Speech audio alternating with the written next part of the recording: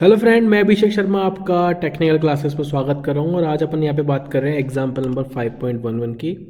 इस प्रॉब्लम के अंदर बहुत सारी मिस्टेक्स हैं। जैसे कि अगर आप क्वेश्चन को पढ़ेंगे तो यहाँ पे आपको बहुत सारे मिस्टेक दिखेंगे। जैसे कि take alpha for the aluminium दे रखा है 70 गीगापास्कल एंड 210, जो कि एल्फा नहीं है, आपका यंग्स मॉडल है, तो यहाँ पे इसको यंग्स मॉडल लिखना चाहिए था। बाकी इसने एल्फा नीचे दे दिया है आपको कितना है 24 इंटू 10⁻⁻6 एंड दे रखा है दूसरा 12 इंटू 10⁻⁻6। तो फर्स्ट थिंग, अगर पहली कंडीशन देखेंगे एल्यूमिनियम के लिए आपकी एल्फा की वैल्यू ये दे रखी है और दूसरी वैल्यू है आपकी स्टील के लिए। तो ये मेरे को पता पड़ गया। ई की वैल्यू आपको दे रखी है, जैसे मैंने बताया आपको कि 210 गीगापास्कल आपकी दे रखी है स्टील के लिए। और अगर आप देखेंगे एल्यूमिनियम के लिए तो कितनी दे रखी है 70 गीगापास्कल। इन्होंने बोला है कि एक कंपोजिट बार है जो कि एल्यूमिनियम और स्टील से मिलके बनी है और दोनों के बीच में मतलब क्या है अनयील्डिंग है, और बीच में इन्होंने लोड लगा रखा है 200 किलो न्यूटन। तो यहाँ पे आपको समझ में आ गया होगा कि ये मेरी सुपरपोजिशन की प्रॉब्लम बन गई, क्योंकि इसके अंदर आपका लोड भी लगा हुआ है और यहाँ पे आपकी क्या है टेम्परेचर भी दे रखा है। तो 370 केल्विन यहाँ पे टेम्परेचर उन्होंने दे रखा है। तो यहाँ पे ये मेरी प्रॉब्लम लोड वाली भी हो गई और आपकी थर्मल स्ट्रेसेस की भी प्रॉब्लम हो गई। तो इस केस में आपको क्या करना है, सबसे पहले लोड वाली प्रॉब्लम अपन जैसे सॉल्व करते हैं अपन उसी तरीके से प्रॉब्लम को सॉल्व करेंगे। तो इन्होंने यहाँ पे सारा डेटा लिख रखा है, तो मुझे यहाँ पे कुछ ज़्यादा करने की ज़रूरत नहीं है। अगर मैं आपको साफ साफ बोलूँ कि अगर मैं यहाँ पे बोलता हूँ कि यहाँ पे मेरी रिएक्शन RC होगी और यहाँ पे मेरी रिएक्शन RA होगी, तो उस केस में मेरे को यहाँ पे वैल्यू देखनी पड़ेगी कि किस डायरेक्शन में आपकी वैल्यू आ रही है। RA plus RC is equal 200। तो एक लोड आपका अगर आप मान के चलते हैं कि एक RA है तो दूसरा आपका 200 माइनस RA हो जाएगा। तो यहाँ पे इसने इसको P1 ले रखा है। क्या ले रखा है आपका P1। तो उसने बोला कि चेंज इन डिफॉर्मेशन अपन निकाल लेते हैं कि जो एल्यूमिनियम वाली बार है, ये एल्यूमिनियम वाली बार है जो कि AB है, इसके अंदर कितना डिफॉर्मेशन आया तो कितना आएगा PL/AE, जो आपको नॉर्मल फार्मूला पता है। तो इस केस के अंदर मैंने RA को यहाँ पे P मान लिया है, तो इसकी वैल्यू कितनी हो जाएगी 200 माइनस P हो जाएगी। ये P1 आप जो मानना चाहें वो मान सकते हैं। तो इसने यहाँ पे लिख दिया कि P1 की वैल्यू P1 हो गई, लेंथ की वैल्यू आपको दे रखी है 100, क्योंकि किलो न्यूटन में तो इसने 10⁻³ का मल्टीप्लाई कर दिया। एरिया की वैल्यू साफ साफ लिखी हुई है आपके सामने 1000 mm², और ई आपको एल्यूमिनियम के लिए पता ही है, मैंने भी बताया था 70 गीगापास्कल। तो 70 इंटू 10⁻³ कर दूंगा तो मेगा पास्कल में ये चेंज हो जाएगा। तो जब इसको सॉल्व किया तो P1/700 वैल्यू निकल के आ गई। सेम मैंने स्टील के लिए निकाला, तो स्टील के लिए भी वही फॉर्मूला लगेगा PL/AE। तो P की वैल्यू यहाँ पे चेंज हो जाएगी 200 माइनस 1 इंटू 10⁻³ किलो न्यूटन में चल रहा है सब कुछ, क्योंकि यहाँ पे किलो न्यूटन में दिया है। इसके बाद LS की वैल्यू अगर आप देखेंगे यहाँ पे तो 150 है, जो इन्होंने बाद में लगा दी यहाँ पे 150।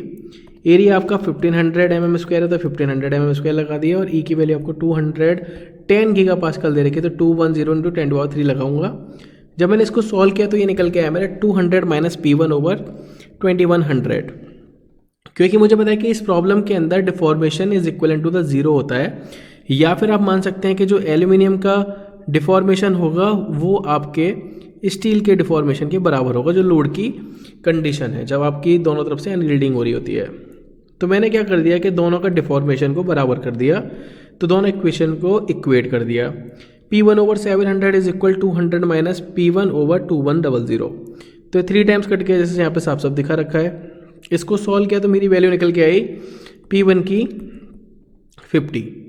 तो अगर मैं यहाँ पे देखूँ कि मुझे पता पड़ गया कि एक P1 की वैल्यू 50 है तो दूसरी 150 हो जाएगी सिंपल तरीके से। तो यहाँ पे मुझे ये चीज़ क्लियर हो गई। अब मुझे एल्यूमिनियम के अंदर स्ट्रेस निकालनी है।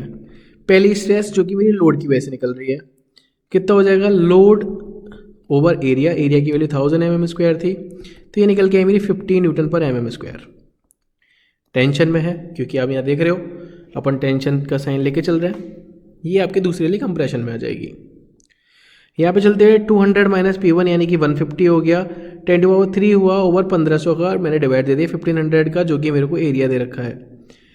तो यहाँ से मेरी वैल्यू निकल के आ रही है 100 मेगापास्कल, जो कि है मेरा कंप्रेशन। क्योंकि आपने साइन देख लिया होगा कि वहाँ पे जो मैंने वैल्यू बताई थी आपको इस तरीके से था, क्योंकि लोड आपका इस डायरेक्शन में लग रहा था, तो ये कंप्रेशन हो गया।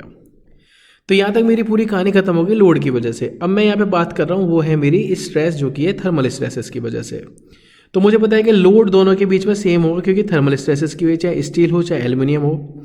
तो मैंने यहाँ पे वही लगा दिया कि sigma aluminium 2 into area of aluminium is equal sigma of steel 2 area of steel 2। तो इन्होंने यहाँ लिख रखा है आपको एरिया दोनों के पता थे, आपने इसको इक्वेट किया तो यहाँ से एक रिलेशन निकल के आया कि एल्यूमिनियम की जो स्ट्रेस है सिग्मा A2 वो आपकी 1.5 टाइम्स हो रही है सिग्मा S2 के।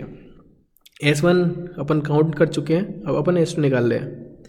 तो मैंने डिफॉर्मेशन निकाला सबसे पहले, टेम्परेचर जैसे डिफरेंस आपको दे रखा था वहाँ पे। तो यहाँ पे इस टेम्परेचर डिफरेंस की वजह से आपने जो यहाँ पे चेंज निकाला वो आपको होता है कहते हैं एल अल्फा टी।